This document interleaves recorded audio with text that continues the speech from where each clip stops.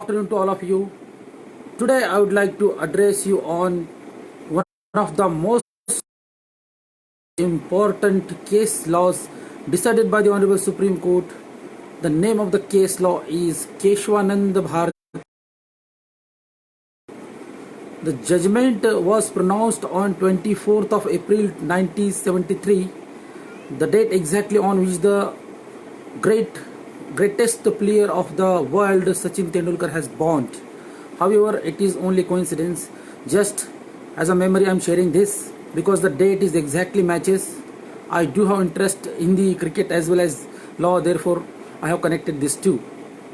So the judgment was pronounced on 24th of April 1973, and the judgment is very landmark judgment in which around almost 13 judges of the Honorable Supreme Court of India bench consisting of 13 judges did this case laws, and this is a landmark judgment. Even as on today it is also applicable, but prior thereto there were also historical backgrounds were there, and some cases were decided by the Honorable Supreme Court, which I am going to discuss in short, and I am going to focus on the judgment of Keshwanand Bharati's case majorly today.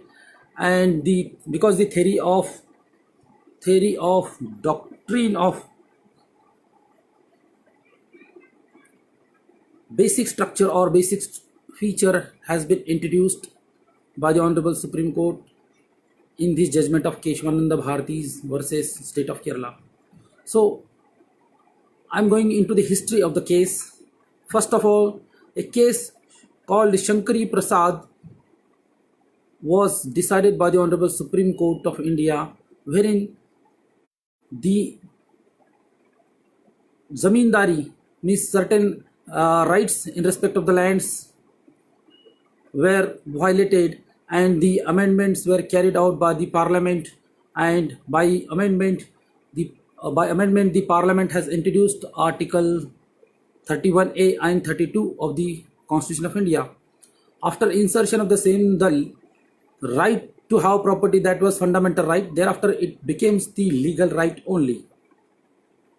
Thereafter another judgment came, Sajjan Singh's case came, wherein the Honorable Supreme Court of India said that the power of the Parliament under Article 368 is unlimited power, absolute power. Therefore, they can amend the Constitution of India, even they can amend the fundamental rights. In this case, the one of the honorable judges of the Supreme Court, Justice Mudholkar, said that even in the absence of Article 368, the Parliament has power to amend the Constitution of India, invoking power under Article 368 of the Constitution of India.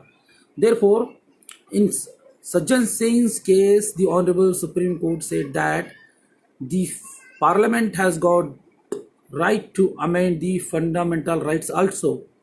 Fundamental rights are already those rights which have been granted in 3 parts of the Constitution of India, right from Article 12 to 35 of the Constitution of India. Therefore, the unlimited power, unrestricted powers were given to the Parliament under Article 368.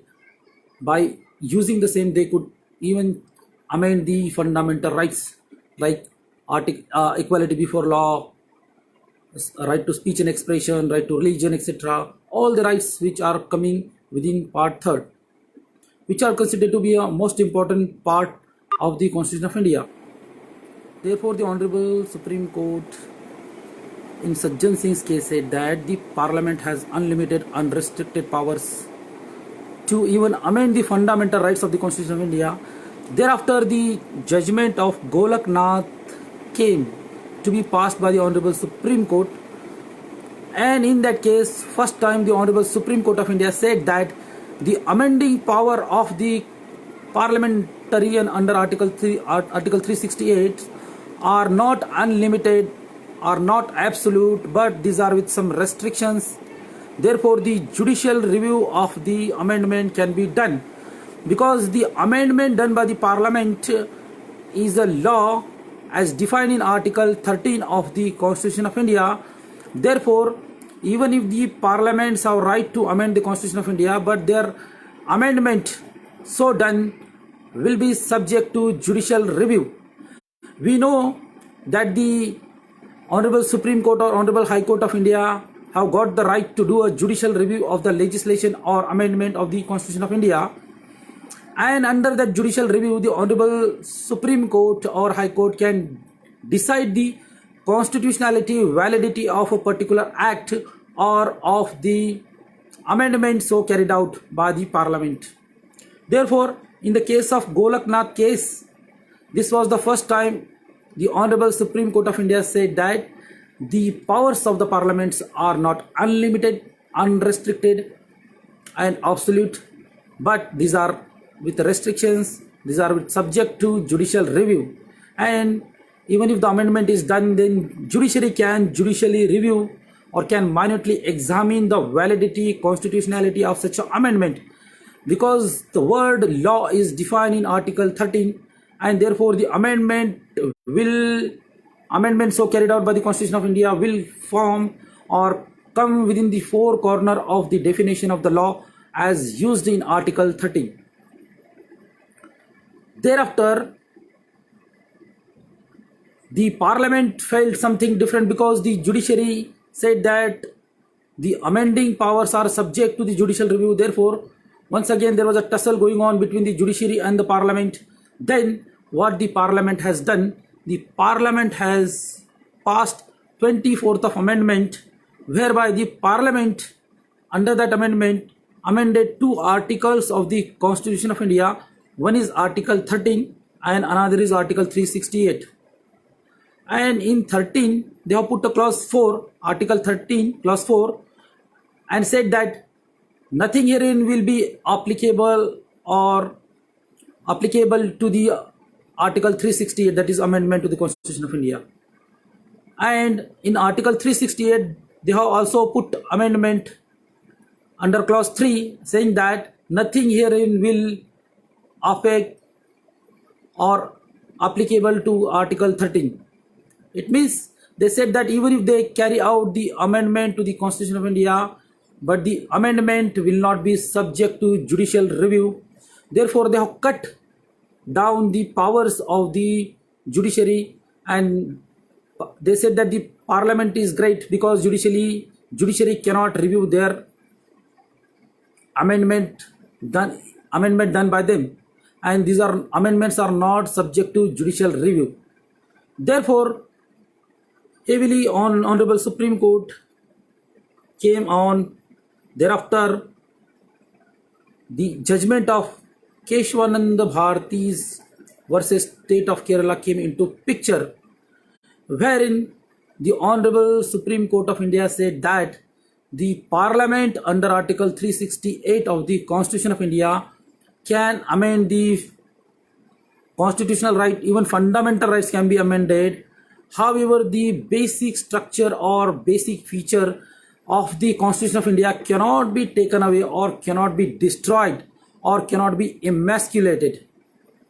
Therefore, this was the first time when the Honorable Supreme Court of India has propounded or came with the theory of doctrine of basic structure, or it is also called as a basic feature. And the Honorable Supreme Court said that the Parliament has right and the part 3, that is fundamental right also. However, they cannot take the basic feature or basic structure of the Constitution of India.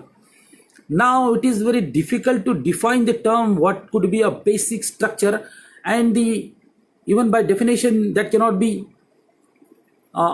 closed. Therefore, always it is advisable not to define it. Therefore, it cannot be defined, the term. Honorable Supreme Court by number of example has stated that what could be a basic structure of the Constitution of India. Honorable Supreme Court said that it is nothing but a soul of the Constitution of India. Honorable Supreme Court said that what could be a basic structure? A basic structure means the the pillar of the Constitution of India, the backbone of the Constitution of India.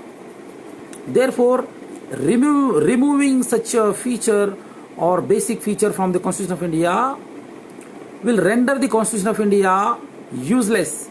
Therefore, if the features of particular thing is taken away, then nothing will remain. Therefore, the Honorable Supreme Court of India in Keshavananda Bharati's case said that the Parliament can amend the fundamental rights. They have got the powers to amend the Constitution of India or any part of the Constitution of India, any constitutional right, fundamental right even, but the basic structure cannot be taken away or cannot be destroyed. Under the name of the amendment or under the garb of amendment, the basic structure cannot be destroyed or emasculated. Now, by number of examples, the Honorable Supreme Court of India said that what could be a basic structure. The supremacy of the Constitution of India is a basic structure. It means the Constitution of India is sovereign and supreme and above all the laws. Law is above all and Constitution of India is above even all the laws, because it is stated by many of the scholars that the Constitution of India is the mother of all the laws, which gives birth to all the laws. This is the biggest law of the land, which governs the right of the citizens and the duties of the state and relation of the citizens with the state. Therefore, supremacy of the Constitution of India is considered to be a basic structure. Thereafter, independence of judiciary is considered to be a basic structure which cannot be taken away by the parliamentarian by even doing amendment, because judiciary has to be independent. Honorable Supreme Court, Honorable High Court and the lower judiciary should be independent and no one should interfere in their work. No one should influence, neither executive nor legislature should influence the judiciary, so that they should be left free and the judiciary should be independent so that they can impart the justice and they can give the justice to the people with the free minds. Otherwise, if the judiciary is in the control of the executive or the legislature, then judiciary cannot perform its duty properly and justice concept will remain on only paper. Therefore, the independence of judiciary is considered to be a basic structure which cannot be taken away by the parliamentarian even by amendments. Similarly, the parliamentary systems, Lok Sabha and Rajya Sabha systems, is also considered to be a basic structure of the Constitution of India. Even that cannot be taken away by the parliament by way of doing amendments. Thereafter, the rule of law is also treated as a basic structure. Even that cannot be taken away by anyone. No one is above the law, neither Prime Minister, neither President of India, nor the Chief Justice of India or any judges of Supreme Court or High Court. All are subject to law. Therefore, rule of law, all people will be governed by law and there will be a rule of law and no one is above the law and there is equality before law. Even equality before law under Article 14 and rule of law is considered to be a basic structure of the Constitution of India, because justice to all should be equal, whether he is a Prime Minister of India or any ordinary person or any farmer. Therefore, these features cannot be taken away by the parliamentarian even by amendments or under the name or under the garb of the amendments to Constitution of India. Likewise, the separation of the powers between the judiciary, executive and the parliament is also considered to be a basic structure of the Constitution of India, because government has three wings: judiciary, executive and parliament.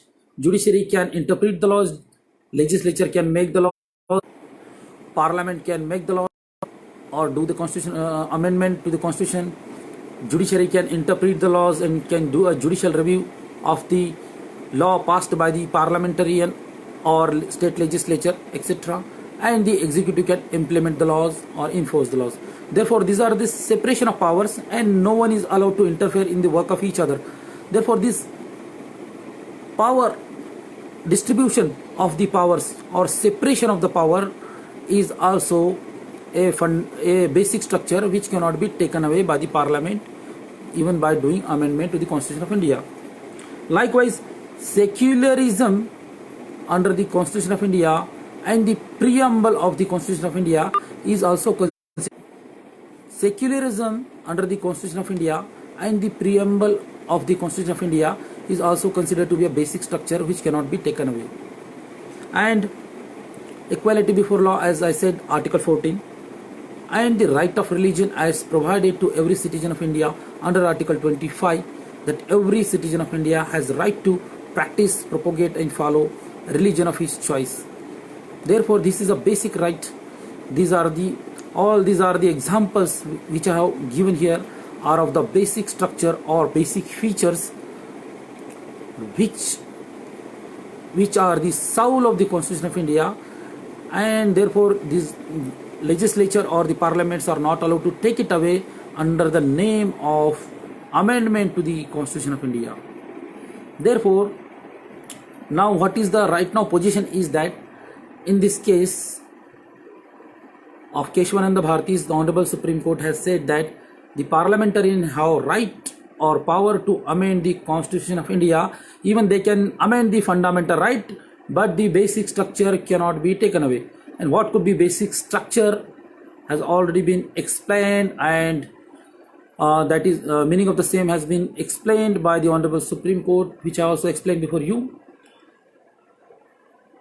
And under the name of amendment to the Constitution of India, the Constitution or basic structure cannot be destroyed, emasculated or taken away by the parliamentarian.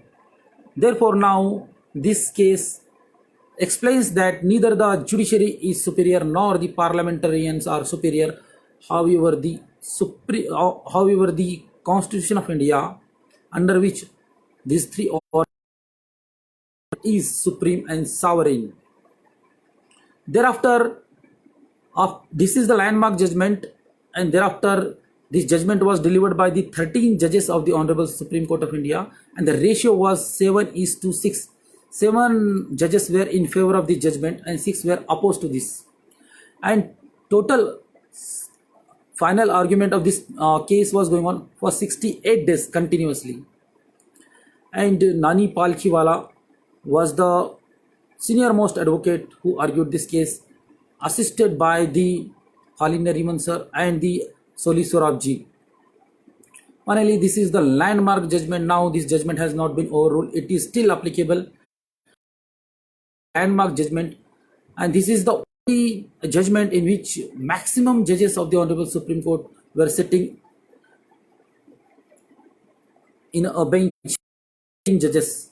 Prior to that, in Golak Nath's case, 11 judges were sitting and 11 judges have passed the judgment. Whereas the Keshavananda Bharati's case, 13 judges were sitting.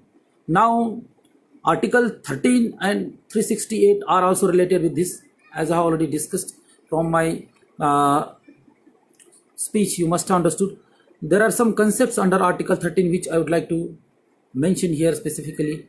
Article 13 says that pre-constitutional law and post-constitutional laws, and it says that all those laws which have been enacted prior to the Constitution of India came into picture, then all such laws, if goes against the fundamental right, that is third part of the Constitution of India, then such laws will not be applicable, and there will be eclipse. Means those laws or those provisions of the laws, particular provision of the laws which goes against the third part of the Constitution of India, then the fundamental rights will be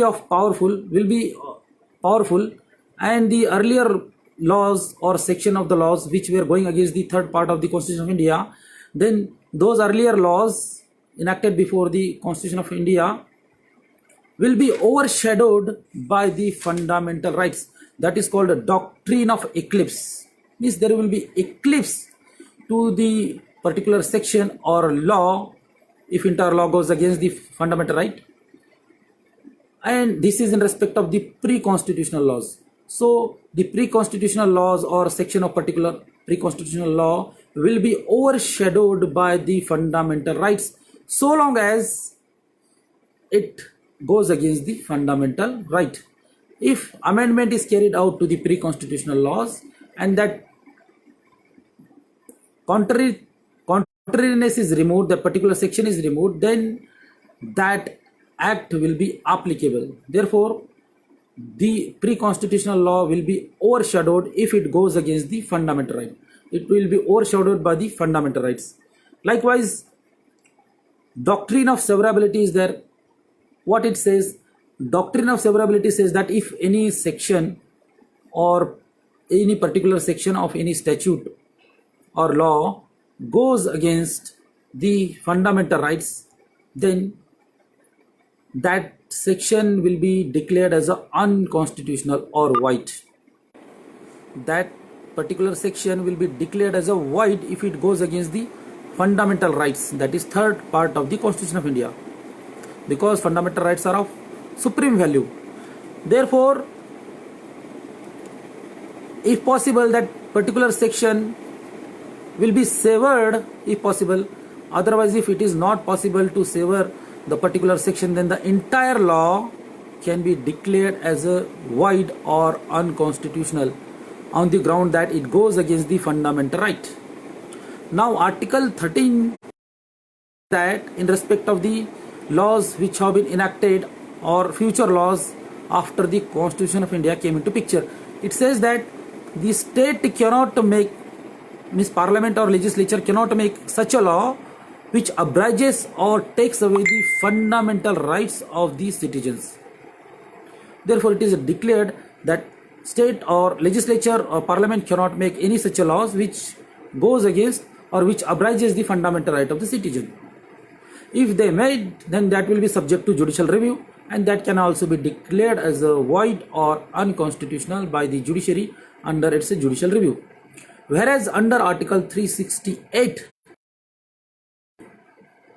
powers have been given to the parliaments to amend the laws, and they can carry out the amendment by following the due process as enshrined in Constitution of India.